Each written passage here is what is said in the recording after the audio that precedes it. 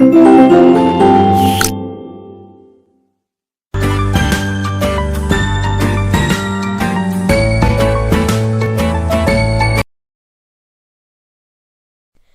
students, today we are here to discuss our chapter number 1 and the name of this chapter is resources. Okay, let me start our chapter.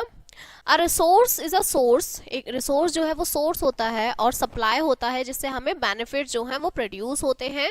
उसमें benefits में आपके materials, money, service, staff और बाकी assets जो हैं आते हैं जो ट्रांसफॉर्म करते हैं जिनसे आपको बेनिफिट्स मिलता है.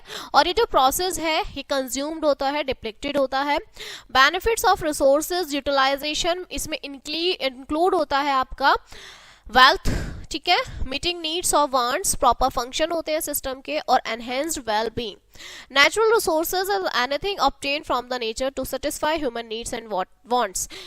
जो आपके नेचुरल रिसोर्सेज होते हैं, ऐसे रिसोर्सेज जो हमें नेचर से मिलते हैं, प्रकृति से मिलते हैं, ठीक है, वो हमारी ज़रूरतें भी होती हैं. Okay, now the conditions necessary for developing resources. क्या क्या कंडीशंस होती हैं? First condition is it should be possible to use. हमें उन्हें यूज मतलब हमें पॉसिबल है, हम उसे यूज करते हैं. It is already not being used, it can be transform into a useful one. वो एक यूजफुल चीज में ट्रांसफर हो जाते हैं. इकोनॉमिक कॉस्ट जो है transferring a material from resource use can be worked out. That a technology जो एग्जिस्ट करती है और could be develop to make a material useful. Human can transfer, materials को ट्रांसफर करते हैं और थिंग्स जो आपकी नेचर की होती हैं उन्हें ट्रांसफर करते हैं फिजिकल एनवायरनमेंट में इनटू रिसोर्सेज में, फिजिकल से रिसोर्सेज में with the help of technology. Hence यहाँ पर एक इंडिपेंडेंट रिलेशन होता है बिटवीन नेचर, ह्यूमन और टेक्नोलॉजी, तीनों के बीच में for the transformation of things into resources. Human assist करते हैं बाय टेक्नोलॉजी जो इंटरेक्ट करती है विद द फिजिकल एनवायरनमेंट के साथ. ये जो प्रोसेस है क्रिएट करता है इंस्टीट्यूशंस, इसमें लैबोरेटरीज हैं, सर्च सेंटर्स होते हैं और भी बहुत सारे हैं. Through these institutions the pace of economic development जो है वो आपका एक्सेलरेट होता है. ओके, नाउ वैल्यूज क्या है रिसोर्सेज की? So there are many values. First one is legal value. So any value must have legal protection. जिस वैल्यू की आपकी लीगल प्रोटेक्शन होती है to enhance its value. In Thus in Delhi, fresh air is a resource available under Clean Air Act. जो वहाँ की दिल्ली में जो शुद्ध हवा है वो किसके अंदर आता है? क्लियर एयर एक्ट के अंदर आता है, ठीक है.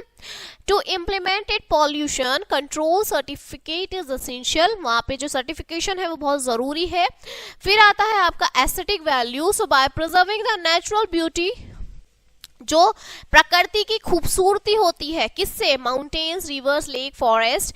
हम ट्राई करते हैं कि हमें नेचुरल, जितनी नेचुरल चीजें हो सके हमें मिल सके, वो आपकी एस्थेटिक वैल्यू होती है. नेक्स्ट है इथिकल वैल्यू. सो जो प्रिजर्वेशन होता है नेशनल पार्क्स का, फॉरेस्ट का, सस्टेनेबल यूज का नेचुरल रिसोर्सेज के, ये जो है इश्यूज होते हैं आपकी इथिकल वैल्यू के. ये एक इशू है जो लिंक्ड होते हैं मोरल वैल्यू से, ह्यूमन बिहेवियर से एंड कंडक्ट. लास्ट है इकोनॉमिक वैल्यू. सो जो रिसोर्सेज जिसमें इकोनॉमिक वैल्यू है, जैसे प्रोविजन, रोड बनाना, इलेक्ट्रिसिटी प्रोवाइड करना, these all are economic values, ठीक है. Now types of resources. So types of resources में क्या है? रिसोर्सेज क्लासिफाइड होते हैं और ग्रुप्ड में दो कैटेगरीज में, नेचुरल और ह्यूमन. ये एक इंपॉर्टेंट है टू नोट दैट जो यूज है नेचुरल रिसोर्सेज का वो कंट्रोल होता है बहुत सारे फैक्टर्स से. The factors include the level of factors में technology, population, demand, capital, government policy, ये सब चीजें आती हैं, ठीक है. Resources are not evenly distributed on the surface of the earth. Some places are well endowed while some other places are not. जो resources हैं वो डिस्ट्रीब्यूटेड नहीं है, इवनली, इक्वली डिस्ट्रीब्यूटेड नहीं है, ठीक है. सरफेस पर आप किसी भी जगह चले जाओ आपको कुछ ना कुछ नई चीजें मिलेंगी. ऐसा नहीं है एक जगह पर ही सारी चीजें हैं, ऐसा नहीं है, अलग अलग जगह पर आपको मिलेंगी. एंड सम डेवलपिंग कंट्रीज जो हैं द मोस्ट इंपोर्टेंट रिसोर्सेज वहाँ पे एग्रीकल्चर प्रोडक्ट्स होता है और लार्ज एक्सपेंस होते हैं वाटर बॉडीज के, जिन्हें हम यूज करते हैं जनरेशन के लिए ऑफ हाइड्रो इलेक्ट्रिक पावर है, टूरिज्म, इरिगेशन और फिशिंग है, ठीक है. सबसे पहले आता है नेचुरल रिसोर्सेज. मीन्स वो रिसोर्सेज जो हमें प्रकृति से मिलते हैं, ठीक है. सो नेचुरल रिसोर्सेज वो रिसोर्सेज हैं which are not and can not be provide by man through his initiative skills but are only provided by the natural itself or by the Almighty God. They are technological, accessible, economical, feasible, and culturally acceptable.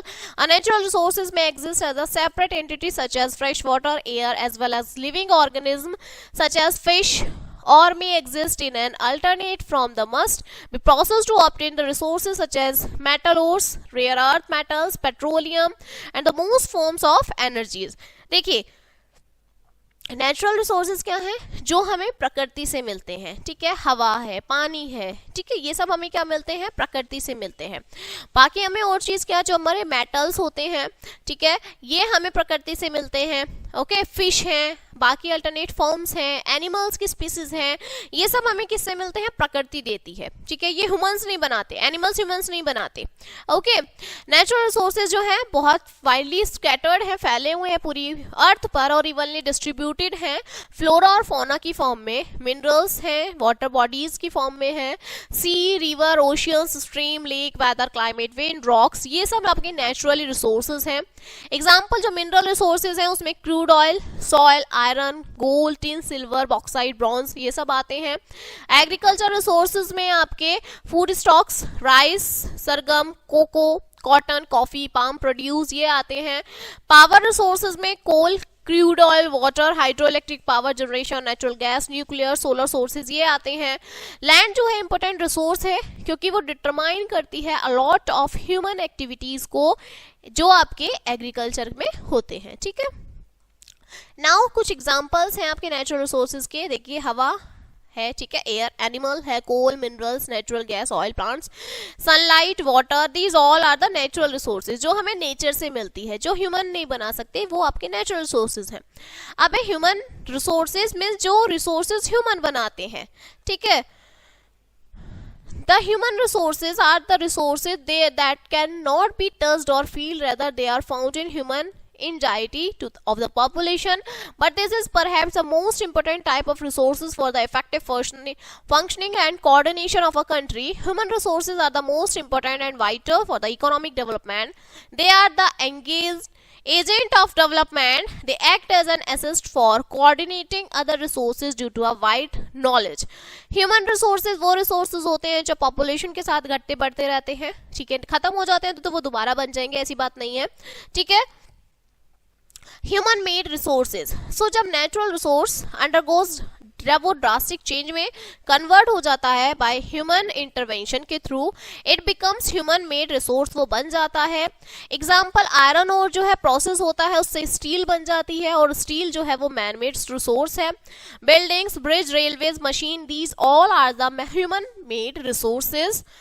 Technology is also a human made resources. Okay, now the classification क्या है resources की, सबसे पहले आता है हमारा abiotic resources. So abiotic factors or components are mainly refers to all the non-living things with a chemical and physical factors. abiotic resources होते हैं जो non-living things होती हैं, जिनमें सांस नहीं होती, ठीक है, जिसमें प्राण नहीं होते, वो आपके abiotic resources होते हैं, इफेक्ट करती हैं एबिलिटी ऑर्गेनिज्म की फॉर रिप्रोडक्शन और सर्वाइवल के लिए। They can be acquired from the atmosphere से हमें मिलती हैं, हाइड्रोस्फेयर से, लिथोस्फेयर से, sunlight, air, moisture, mineral, soils, ये सब एग्जांपल हैं अबायोटिक फैक्टर्स के।